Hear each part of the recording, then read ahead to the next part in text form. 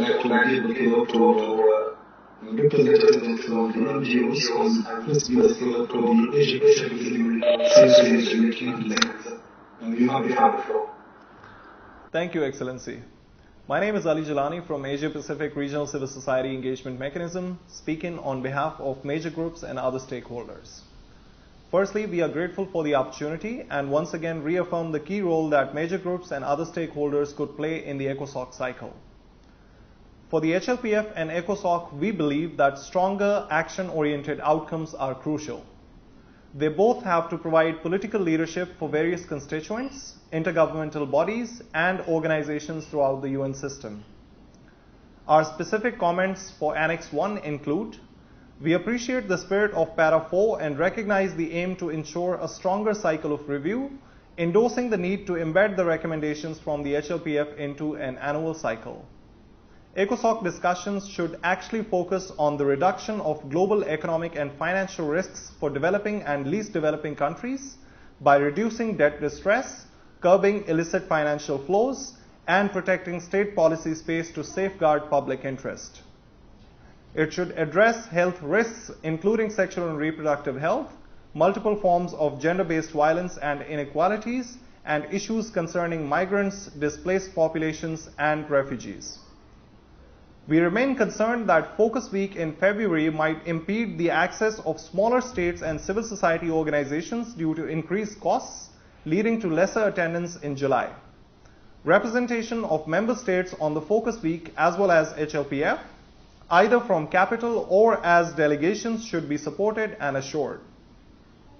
We welcome Para 12, but would emphasize the need to effectively engage MGoS in the planning, agenda setting, and execution process of the multi-stakeholder forum.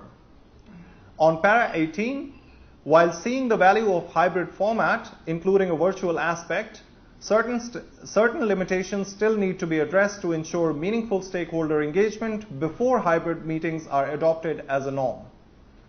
Specific comments on Annex 2 include: we strongly welcome the addition of Goal 16 to be reviewed as part of the thematic review every year. However, we would like to emphasize the need to strengthen analysis of interlinkages while also addressing structural impediments to the achievement of the SDGs. We welcome all the cross-cutting issues reflected in the draft and would like to add the prioritization of human well-being and redress of inequalities of wealth, power, and resources within and among countries. We reiterate our position on a holistic approach to follow-up and review and hope that the current clustered approach can be reassessed in the next cycle. The VNRs should include a review of all goals, not only the goals in the thematic reviews, to cater for the intersectionalities across the Agenda 2030. We welcome the addition of an extra day for VNRs. However, it should not be absorbed by adding more countries under review. Instead, it should be allocated for sufficient interaction among stakeholder groups, as well as systematic feedback and targeted recommendations from other countries. We would also like to emphasize civil societies and stakeholders' inclusion on official delegations given the critical role they play. We appreciate the recognition of voluntary local reviews and inclusion of stakeholder and parliaments in the review processes. The role of regional forums could also be better defined in the follow-up and review process. For instance, number 1, not only by submission of interim VNRs to the regional forums, but also designing mechanism for VNR follow-up reporting processes.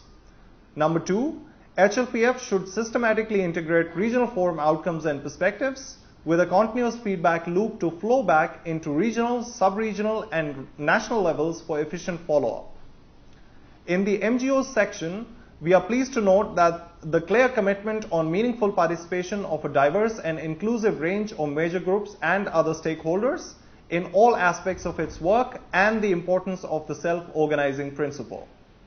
For Para 40, we reiterate that we prefer not to list each of the marginalized groups separately, but if this is the intention, we would like to ensure inclusion of older persons, migrants and refugees, people living and affected by HIV in the listing.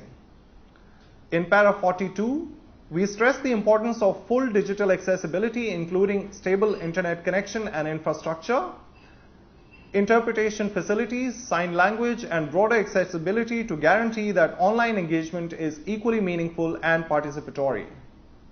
Finally, in Para 3, we call for the inclusion of stakeholders' assessment of the progress to be included in the stakeholders' report.